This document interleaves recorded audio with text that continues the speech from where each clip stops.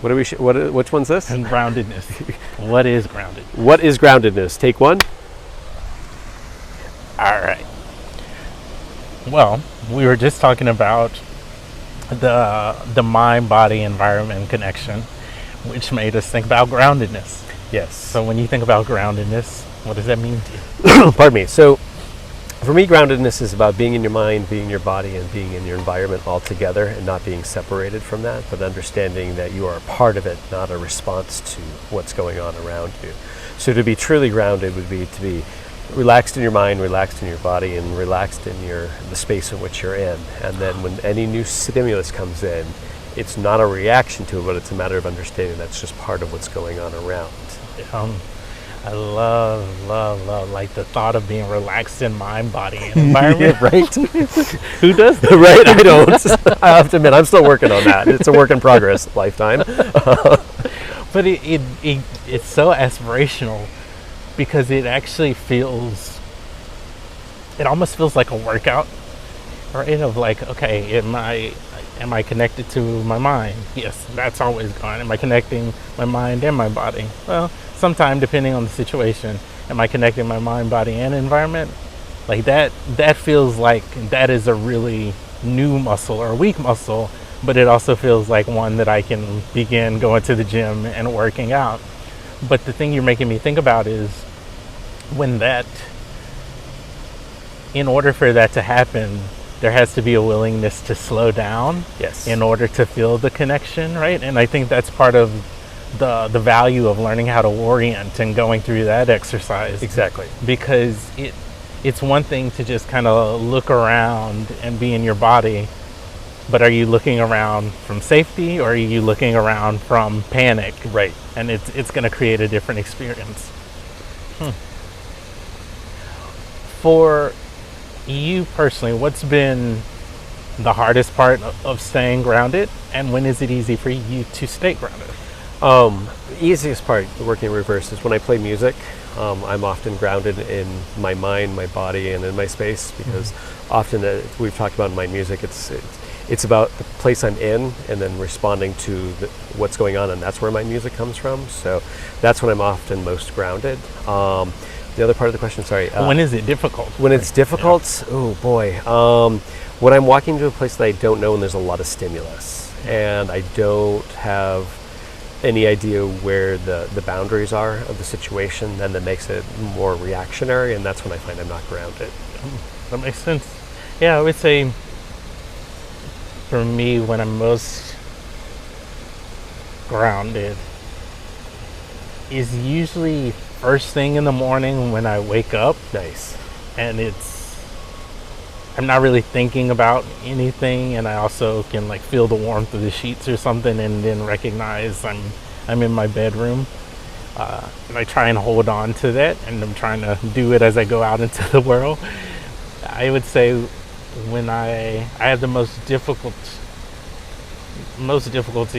when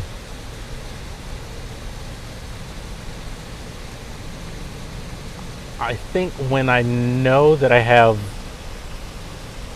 kind of other life things to do and I'm working or like trying to take care of clients or something.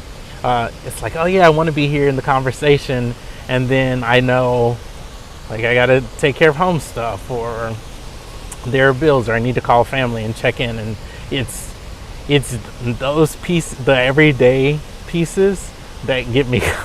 Yep. Well, it's hard not to, because let's face it, the world that we live in, things keep getting stacked up. Yeah. And things get faster, but the faster they get, the more things we have to do. So it's hard to stay out of that loop of being grounded or even in control of what's going on with your information and what you're doing. I'm gonna have to try this for myself, because you helped me clarify it. But doing like these short practices of groundedness where I intentionally do them rather than trying to stay grounded like the entire day or throughout an entire meeting. It's like, okay, I'm going to intentionally connect to my mind, body, and environment for a minute, and then I'm going to go off and spiral, and then I'll come back and do it again. So I think it's, as people are learning the skill, it can be a really helpful way to think about, like, how do I do a little bit at a time so it doesn't feel so overwhelming. Exactly. I look at it as like practicing a muscle. The more you do it, the easier it is. And it's like, I can't stay grounded all day long, and God knows I've tried, but it's like, great, if I do it here and I do it here and I do it here, it's going to be a lot easier for me to get grounded than just doing it once or twice a day. It's like, great, inner bursts throughout the day, and I have a better chance of really being where I want to be instead of getting off that track. Oh, so when I was in college, and right after I switched my major from psychology to theater at that time, I had to take a dance class. And my dance instructor, she would say, "Donnie, you're a dancer." I'm like, "No, I'm an actor." and every time I would go into class, this would be this fight. So part of my senior project was to create a devised theater piece where most of the time I was doing dance or some form of movement. And so at the end of the show, I said, "Okay, so I'm a dancer." And she said, "Yes, you are." But I remember one day we were practicing for a class performance, and I couldn't get the move that she wanted me to do. And really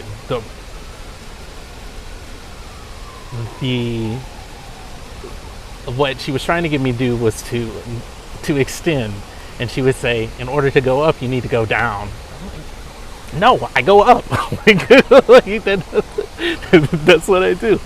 But when I think about groundedness and staying grounded, is especially in all the chaos, like your roots have to go deeper. You do have to go down in order to be sturdier on top, and as you're moving through the world.